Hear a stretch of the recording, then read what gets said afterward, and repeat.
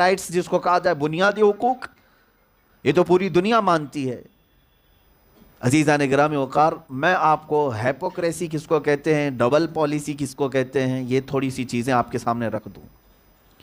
دامن میں ہزار دھبے ہیں اور دوسرے کا ایک نقطہ بھی اس کو بہت بڑا لگنے لگتا ہے۔ یاد دنیا، اسی کو ہیپوکریسی کہتے ہیں، یعنی منافقت۔ ایک جگہ یہ پورے آنکھ بند کر کے بیٹھے رہے اور دوسری جگہ واویلا مچاتے رہ جائیں۔ ظلم کے خلاف اگر آواز اٹھانی ہے تو پھر سارے لوگوں کو ایک نظر سے دیکھو۔ جس ملک میں ہم رہ رہے ہیں آج، یہاں پر ظلم کی داستانیں لکھنے والے آتنکی پورے دہشت پھیلاتے ہوئے شہروں میں نہیں، گلیوں میں نہیں، ہر علاقے میں دندناتے ہوئے ناچ رہے ہیں، اور ان کے خلاف میڈیا کے، یہ دجالی میڈیا کے ایک اینکر کو بھی بولنے کی توفیق نہیں ہے۔ کوئی نیوز نہیں اٹھائے گا، کوئی نہیں کہے گا کہ یہ آتنکواد یا دہشت گرد ہیں جو مسجدوں کو پھونک دے رہے ہیں، جلا دے رہے ہیں، مسلمانوں کو نہتہ پا کر کے انہیں قتل کر رہے ہیں، مار رہے ہیں۔ ان کو کوئی آتنکواد نہیں کہے گا، ان کو دہشت گردی نہیں کہیں گے۔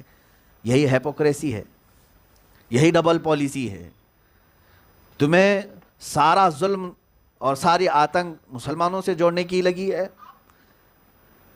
آپ قریب قریب کے واقعات دیکھیں۔ میں ایک دو مثالیں آپ کے سامنے اگر رکھوں دنیا کے، اور یہ میڈیا کے چہرے کو اچھی طرح سے پہچانو اے مسلمانوں۔ آنکھ بند کر کے یقین کرنا چھوڑ دو جو حالات ہمارے ساتھ ہو رہے ہیں۔ میں بس حقوق کی بات کرتا ہوں تو اب یہ ان لوگوں کو کڑک لگتی ہے، سخت لگنے لگ گئی ہے۔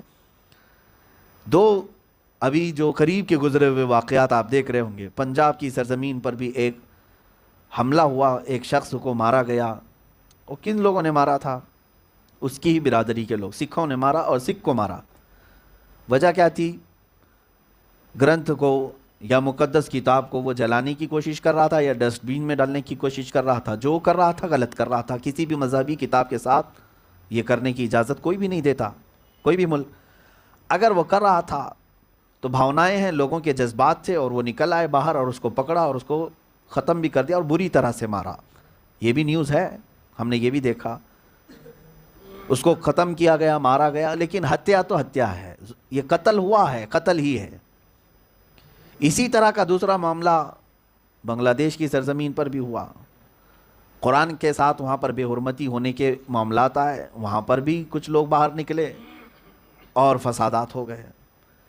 ہم اس کو بھی ڈینائی کرتے ہیں یا پھر اس کی مذمت کرتے ہیں کہ جن لوگوں کا قتل ہوا اگر وہ بے قصور تھے تو ظاہر سی بات ہے یہ ہتیا تو ہتیا ہے، قتل تو قتل ہے۔